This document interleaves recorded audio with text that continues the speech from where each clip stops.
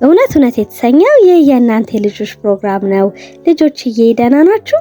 እንዴት ናችሁ? ዛሬ ደግሞ በሌላ የመጽሐፍ ቅዱስ ታሪክ መጥቻለሁ። የባቢሎን ግንብ። በድሮ ጊዜ ከኖህ ትልቅ መርከብ በኋላ ሁሉም ሰዎች አንድ አይነት ቋንቋ ይናገሩ ነበረ። ሰናዖር በሚባል በጣም በሚመች ሜዳ ተግባብተው ተስማምተው ሁሉም በዛ ተቀምጠው ይኖሩ ነበረ። አንድ ቀን ሰዎቹ አንድ ሐሳብ መጣላቸው። ኑ ለኛ ከተማ ራሱ ወደ ሰማይ የሚደርስ ግንብ እንስራ፣ በምድር ላይ ሰንብተን ስማችን እናስጠራ ተባባሉ። ግን ስለ እግዚአብሔር ረስተው ነበረ። እግዚአብሔር ምን እንደሚፈልግ አልጠየቁትም ነበረ። ግንቡንም መስራት ጀመሩ። ግንቡም እያደገ እየጨመረ ትልቅ በጣም ረጅም እየሆነ መጣ። ወደ ሰማይም ደረሰ። እግዚአብሔር ከሰማይ ወርዶ ሰዎቹ ምን እየሰሩ እንደሆነ አየ። በጣም ትምክተኞች የታበዩ እንደሆነ ያለሱ ፍቃድ ያደረጉትን አየ።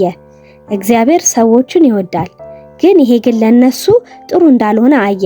እነርሱን ለማስቆም አንድ ሐሳብ ይዞ መጣ። እግዚአብሔር ሁሉንም ቋንቋቸውን ደበላለቀ፣ ቀያየረ። የተለያየ ቋንቋ መናገር ጀመሩ። አንደኛው ከአንደኛው የሚናገረው የተለያየ ሆነ። አንደኛው መዶሻ ስጠኝ ሲል፣ አንደኛው ሌትስ ኢት ይላል። ማንም መግባባት አቃተው። ከዛ ሁሉም ያንን ከተማ ለቀው በተለያየ የዓለም ዙሪያ ተበተኑ፣ ልክ እግዚአብሔር እንደፈለገው። በቃ ያ ትልቅ ግንብ ሳያልቅ ቆመ። እና ልጆችዬ እግዚአብሔር ለሰዎች መልካም ትምህርት አስተማረ። እኛ ሁል ጊዜ በህይወታችን እግዚአብሔርን እንዲመራንና ፍቃዱን መጠየቅ እንዳለብን አስተማረን።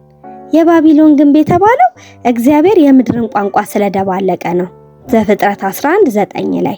ስለዚህ ልጆችዬ በህይወታችሁ ዘመን ሁሉ በምታረጉት ነገር ሁሉ የእግዚአብሔርን ፍቃድና እግዚአብሔር እንዲመራችሁ መጠየቅ እንዳለባችሁ እንዳትረሱ።